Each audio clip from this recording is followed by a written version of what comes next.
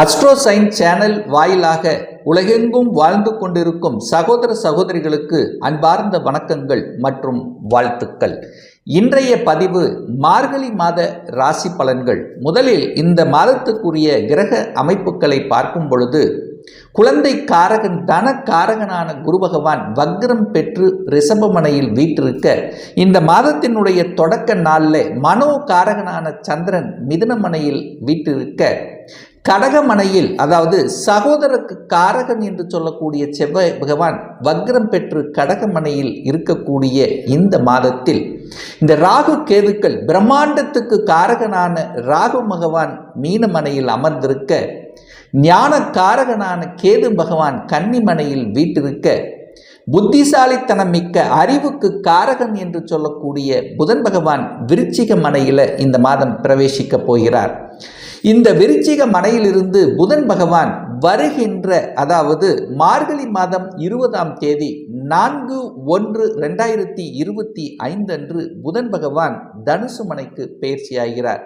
இந்த மாதம் முழுவதும் தந்தைக்கு காரகன் அரசுக்கு காரகனான சூரிய பகவான் தனுசு மனையில் வீற்றிருக்க, சுக்கிர பகவான் சொகுசுக்கு காரகன் வண்டி வாகனத்துக்கு காரகன் என்று சொல்லக்கூடிய சுக்கிர பகவான் இந்த மார்கழி மாதம் 13ஆம் தேதி அதாவது 28/12/2024 அன்று கும்பமனைக்கு பயிற்சியாகிறார். அதாவது மகரத்திலிருந்து கும்பமனைக்கு பயிற்சியாகிறார். தொழில் காரகனான சனி பகவான் கும்பமனையில ஆட்சி பலம் பெற்று மூல திரிகோண பலத்துடன் இருக்கக்கூடிய இந்த மார்கழி மாதத்தில் என்ன மாதிரியான பலன்கள், சாதகம் என்ன பாதகம் என்ன, எதை செய்யலாம் எதை செய்யக்கூடாது, எந்த தெய்வத்தை வழிபாடு செய்வது இந்த மாதம் உகந்தது என்பதை பற்றித்தான் இந்த பதிவில் டீட்டெயிலாக பார்க்க போகிறோம். அதற்கு முன்னால் நம்முடைய சேனலை ஃபர்ஸ்ட் டைம் நீங்கள் பார்ப்பவர்கள் என்றால் மறக்காம சப்ஸ்கிரைப் பண்ணிக்கிங்க. மேசராசி அன்பர்களே, இந்த மார்கழி மாதம் எப்படி இருக்கும் அப்படின்னு பார்க்கும் பொழுது உங்கள் ராசிநாதன் இந்த மாதம் முழுவதும் நீச்சம் அடைந்து வக்ர நிலையில் இருக்கார். அப்போ ராசிநாதன் நீச்சம் அடைவது நல்லதானா? நல்லது இல்லைத்தான். ஆனாலும் நீச்சம் பெற்று வக்ரம் அடைந்து சுக்கிரனுடைய பார்வை பெற்றிருப்பது ஒரு நல்ல அமைப்பு தான். அதே சமயத்தில் உங்கள் ராசியை சனி பார்ப்பது நல்லதுன்னா நல்லது இல்லைதான். ஆனால் என்ன, கொஞ்சம் பிடிவாத தன்மைங்கிறது இருக்கும்.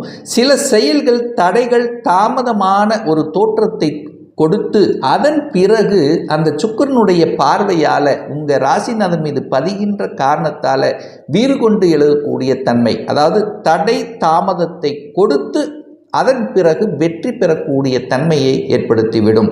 அதனால் நீங்கள் பயப்பட வேண்டிய அவசியம் இல்லை. 2ஆம் இடத்துல தனஸ்தானம் குடும்பஸ்தானம் வாக்குஸ்தானத்தில் குரு பகவான் அமர்ந்திருப்பது ஒரு நல்ல அமைப்பை ஏற்படுத்தும். பாக்யாதிபதி தனஸ்தானத்தில் இருப்பது கூடுதல் நன்மை. அப்போ குடும்பம் நன்றாக இருக்க போகிறது.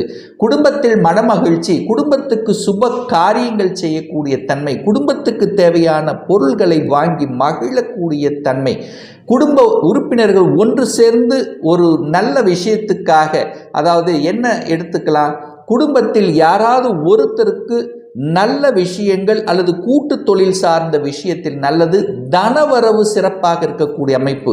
என தனக்காரகன் தனஸ்தானத்திலேயே உட்கார்ந்திருப்பது ஒரு நல்ல அமைப்பை ஏற்படுத்தும்.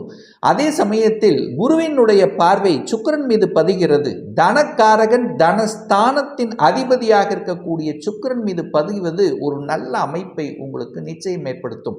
பொருளாதாரம் நன்றாக இருக்க போகிறது, கல்வி நன்றாக இருக்க போகிறது, குடும்ப நபர்கள் ஒன்றிணைந்து ஒரு செயலை செய்யக்கூடிய நிகழ்வு இருக்கிறது. உங்களுடைய வாக்கு பலிதமாகும். உங்களுடைய பேச்சு நன்றாக இருக்கும். உங்க பேச்சு 4 பேர் கேட்கக்கூடிய அமைப்புல இந்த மாதம் இருக்கிறது. இதுவரைக்கும் கேட்காதவன் கூட கேட்கிறார். அவர் சொல்வது சரி என்கின்ற தன்மைங்கிறது இந்த மாதம் உங்களுக்கு சிறப்பை பெறும்.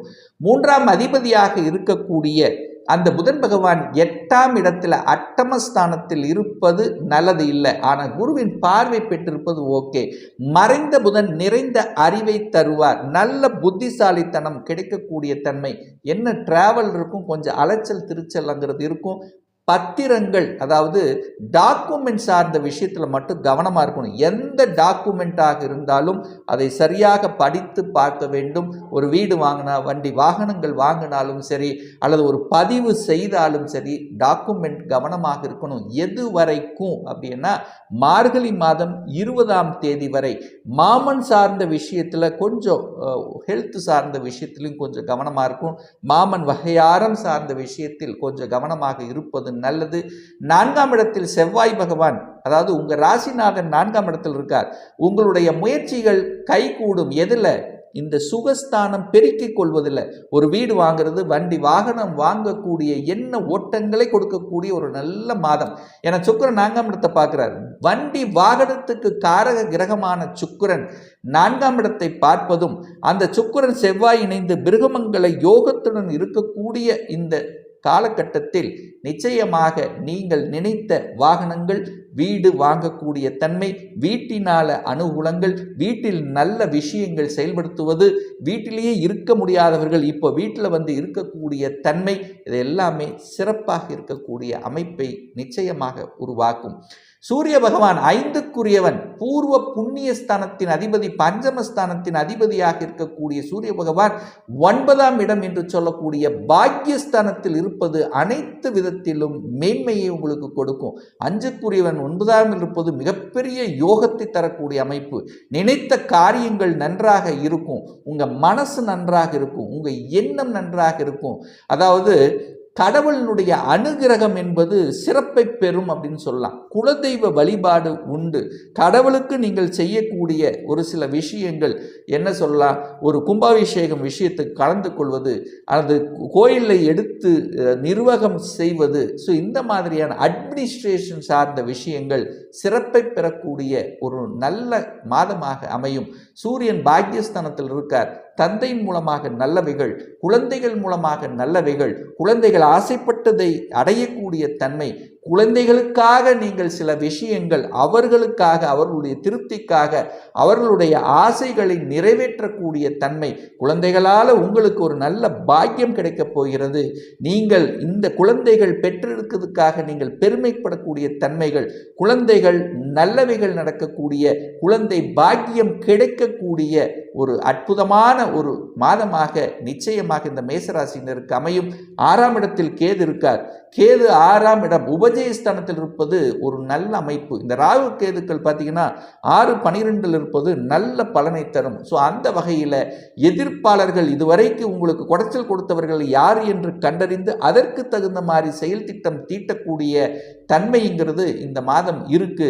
யாரெல்லாம் தொந்தரவு பண்ணிட்டு இருந்தார்களோ, யாரெல்லாம் எதிர்ப்பை கொடுத்திருந்தார்களோ, யாரெல்லாம் வழக்கு தொடுத்து கொண்டிருந்தார்களோ, யாரெல்லாம் உங்களை, அதாவது ஏதோ ஒரு வகையில் உங்களை குறை சொல்லி உங்களுடைய பெயரை கெடுக்கணும் அப்படின்னு நினைத்து கொண்டிருந்தார்களோ, அவர்கள் எல்லாம் அழிந்து விடக்கூடிய ஒரு காலகட்டமாக நிச்சயமாக இந்த மேசராசினருக்கு நிச்சயமாக அமையும்.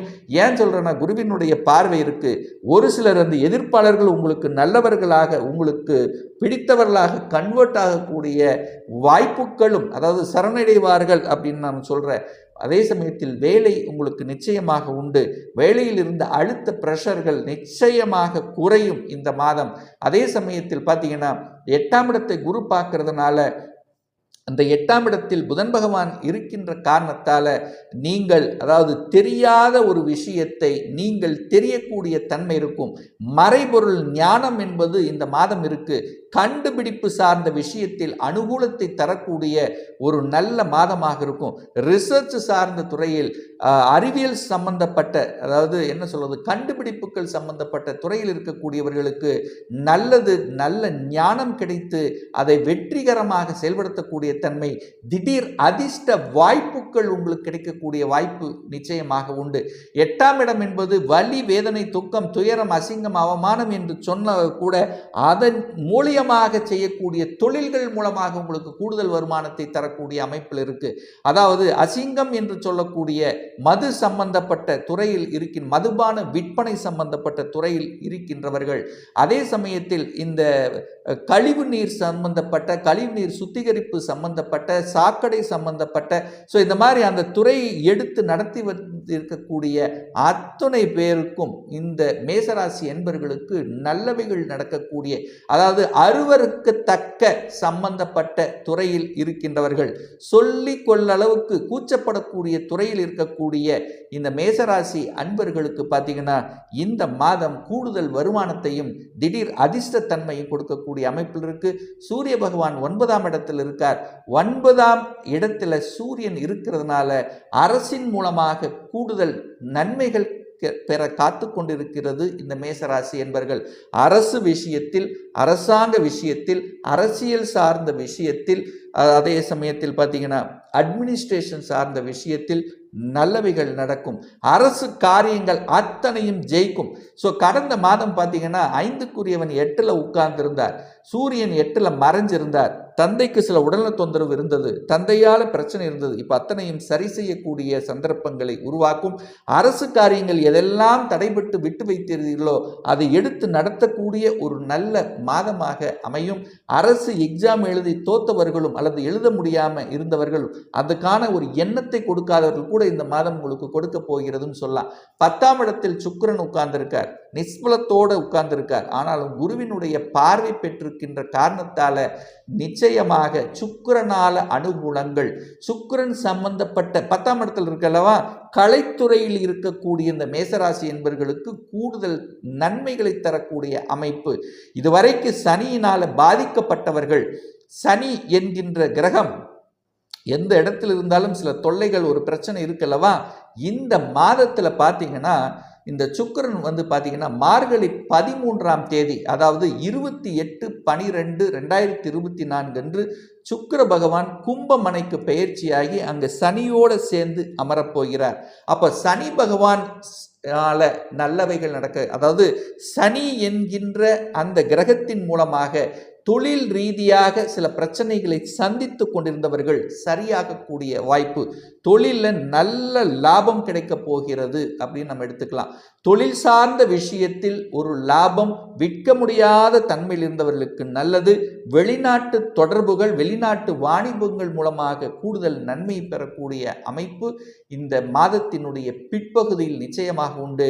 வெளிநாட்டு தொடர்புகள் உண்டு. ஏன்னா ராகு 12ல் இருக்கல்லவா, குருவினுடைய வீட்டில் இருக்கக்கூடிய ராகு, அது குரு பகவான் 8ஆம் இடத்தை பார்க்கறதுனால யாரெல்லாம் தன்னுடைய குழந்தைகளாக இருக்கட்டும், படிப்பு சார்ந்த விஷயம், வேலை சார்ந்த விஷயமாக இருக்கட்டும், அல்லது நீங்க வேற இடத்துல, அதாவது அதர் கண்ட்ரிக்கு போகணும் அல்லது ஸ்டேட் டு ஸ்டேட் மாறணும் அப்படிங்கிற தன்மையில் இருந்தவர்களுக்கு நல்ல பலனை கொடுக்கக்கூடிய ஒரு அம்சமாக இருக்கும்.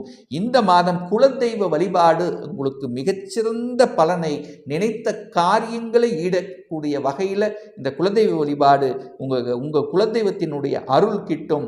ஒரு முறை அமாவாசை அல்லது பௌர்ணமி நாள் என்று குலதெய்வத்துக்கு சென்று வருமையானால் உங்களுடைய எண்ணங்கள் அத்தனையும் ஈடேறுங்கிறதுல மாற்று கருத்தே கிடையாது.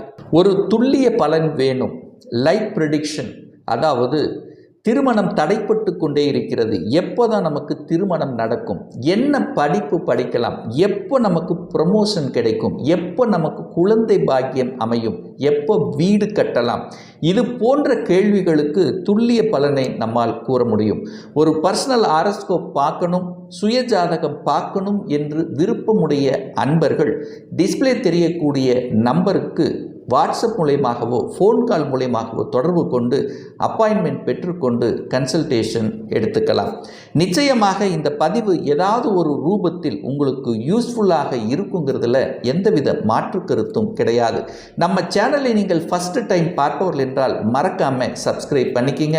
பக்கத்தில் இருக்கக்கூடிய பெல் பட்டன் மற்றும் ஆல் நோட்டிஃபிகேஷனை கிளிக் பண்ணும்போது நான் போடக்கூடிய அடுத்தடுத்த பதிவுகள் உங்களுடைய நோட்டிஃபிகேஷனில் வந்து சேரும்.